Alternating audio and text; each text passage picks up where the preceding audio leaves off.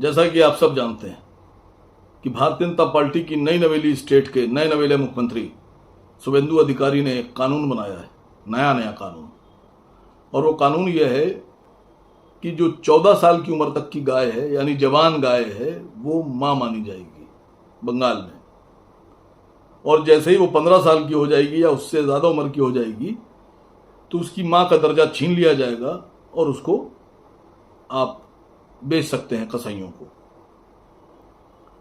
मैं इस कानून का पुरजोर आवाज में विरोध करता हूं, मजम्मत करता हूं। यह कानून गलत है, नाजायज है। मैं बंगाल के मुसलमानों को सलाम करता हूं कि उन्होंने ये फैसला लिया कि गाय ना खरीदेंगे, न गाय की कुर्बान की जाएगी। मैं उनके बंगाल के मुसलमानों के फैसले को सैल्यूट करता हूं, बिल्कुल सही फैसला।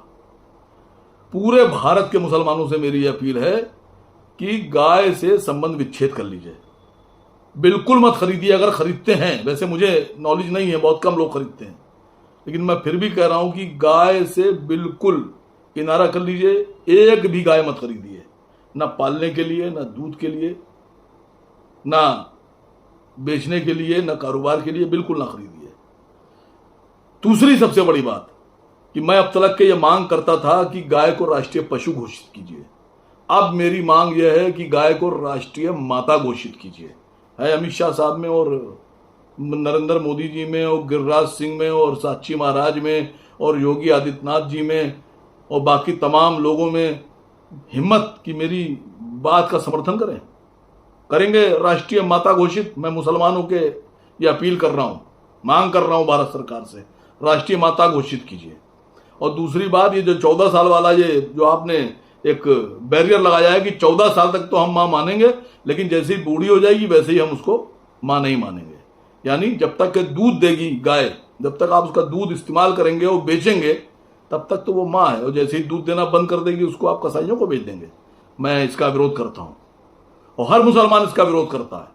और दूसरी बात, बंगाल के मुसलमानों, एक नया कानून हो सकता हो और शुभेंदु अधिकारी जी ले आए, मैं मशवरा दे रहा हूं, लेकर आइए कि जब तक के दूध गाय दे रही है तब तक ठीक है, और उसके बाद शुभेंदु अधिकारी जी के जो मुख्यमंत्री आवास है उसमें सब गाय छोड़ाइए।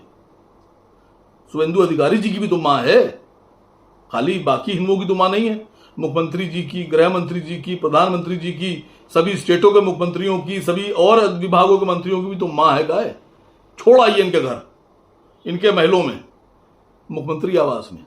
और शुभेंदु अधिकारी जी, एक कानून और बनाइए। मैं भारत के प्रधानमंत्री से भी कह रहा हूं कि राष्ट्रीय माता घोषित करने के बाद एक कानून और बनाइए कि प्रत्येक बनिया, वैश्य समाज का आदमी, प्रत्येक ब्राह्मण और प्रत्येक ठाकुर, ये 3 जातियों के लोग अपने घर में अपनी सगी मां के साथ साथ 2 गौ माता भी रखेंगे।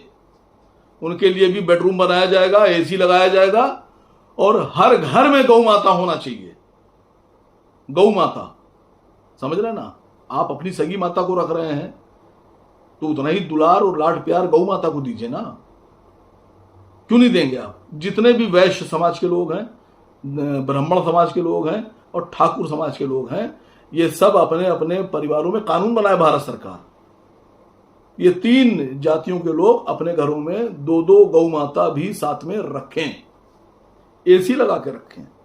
और तीसरी बात, ये जो कानून शुभेंदु अधिकारी ने बनाया है, मैं ये योगी आदित्यनाथ जी से पूछ रहा हूं कि आप या तो जो गाय को काटने की बात करें, वो सबसे बड़ा अपराधी दुर्दांत, उसका एनकाउंटर हो जाना चाहिए।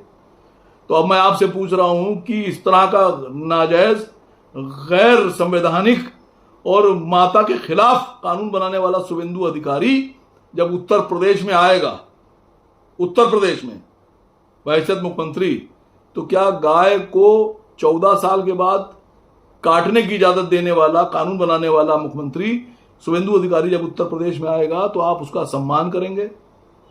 आप उसका सम्मान में उसको फूल माला पहनाएंगे?